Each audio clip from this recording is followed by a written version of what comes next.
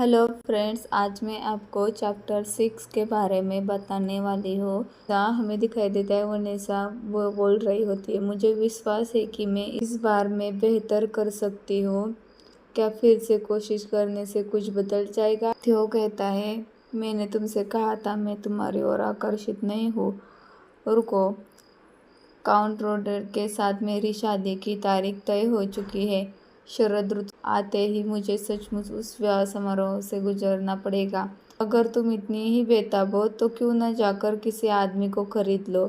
मुझे बाहर जाने से सख्त मनाही है। कम से कम महल के अंदर की निगरानी थोड़ी कम सख्त है, तो बस कि किसी को महल से बुला लो। महल में आने जाने की अनुमति जिन लोगों को है वे सभी मेरे चाचा के कर्मचारी है, तो तुम्हें बस यहाँ से भाग जाना चाहिए, कहीं बहुत दूर। मेरे माता पिता की कब्र यहाँ से ज़्यादा दूर नहीं है। उनकी देखभाल करने के लिए अब केवल मैं ही बची हूँ। तुम्हें अपने दिवंगत माता पिता के लिए यही रुकी रही और यह सारा अपमान सहती रही। एक घोटाले का बोझ उठाए हुए और उच्च समाज की गपशप का विषय बनकर। अरे रिवर, क्या तुम्हें शायद मैं याद नहीं हूँ? जब हम छोटे थे तब हम अक्सर साथ खेला करते थे। अब तो इस हद तक क्या उसे बस यह बता देना बेहतर होगा कि मैं वह व्यक्ति नहीं हूँ जिसे वह समझ रही है। लेकिन अगर मैं उसे पूरी सच्चाई बता दूँ तो यही औरत सीधे असली रिवर रॉस के पास चली जाएगी और ठीक है वही प्रस्ताव उसे देगी। और फिर वह भोला भाला रिवर रॉस। तभी वनेसा बोलती है, मुझे पता है कि ऐसा प्रस्ताव आपको अपमानजनक लग सकता है, लेकिन मैं बार बार आपसे यह अनुरोध इसलिए कर रही हूँ क्योंकि आप पूरी तरह बाहरी व्यक्ति है।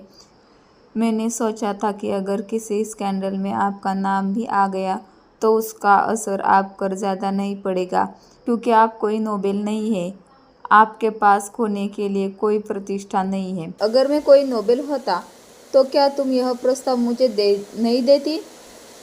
अगर मेरे साथ किसी स्कैंडल में फंसने वाला व्यक्ति कोई नोबेल है और उसके पास चीन ले जाने योग्य संपत्ति होगी, मेरे चाचा मुझे किसी भी तरह उसके साथ बांधने की कोशिश करेंगे। मैं ऐसा नहीं चाहती। शादी के जरिए किसी के अधीन होना भी मुझे स्वीकार नहीं है। सच कहूँ तो शादी अपने आप में बिल्कुल अर्थहीन है, अब तक कि वह उस व्यक्ति के साथ न हो जिसके आप सचमुच प्रेम करते हो। मैं आपकी छुट्टियां खराब नहीं करूंगी और न ही आपके लिए परेशानी बनूंगी। जब तक स्कैंडल सामने आ जाएगा आप यहाँ से जा चुके होंगे और सारी चर्चा तथा ध्यान केवल मुझ पर ही केंद्रित होगा। रिवर, यह गर्मियों का मौसम है, एक ऐसा मौसम जो देखते ही देखते पूरी तरह बीत जाएगा। ऐसा वनेसा बोल रही होती है। तभी थियो सोचने लगता है कि मेरे सामने 3 विकल्प है। एक आम आदमी बनकर इस स्त्री को अपना बना लूं, एक ड्यूक बनकर उसे इस दलदल से बाहर निकालूं और उसके प्रताप को ठुकराए इस परिपूर्ण ग्रीष्मकालीन अवकाश का अंतर कर दूं। उत्तर तो बिल्कुल स्पष्ट है। मैं अभी कुछ और समय तक यहाँ अपने इस भटकाव का आनंद लेना चाहता हूँ और यह स्त्री मेरे पहले अनुभव के लिए पर्याप्त से भी अधिक है। रिवर, क्या हुआ? मेरी पीठ पर आराम से बोलो, गहरी सांस लो। मकड़ी, मुझे लगता है एक मकड़ी मेरे कपड़ों के अंदर घुस गई है। क्या तुमने उसे निकाल दिया? मकड़ी,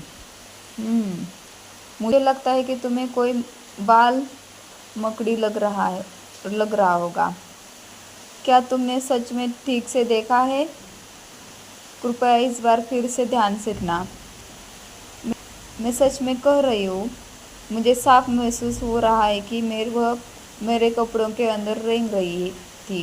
क्या मैं हाथ अंदर डालकर देखूं? हाँ, क्या आप ऐसा कर सकते हैं? रिवर मन में ही सोचने लगता है, क्या यह कोई नया हथकंडा है या फिर यह लड़की सचमुच इतनी भोली है? जो भी हो वनेसा, अब हम क्या करें?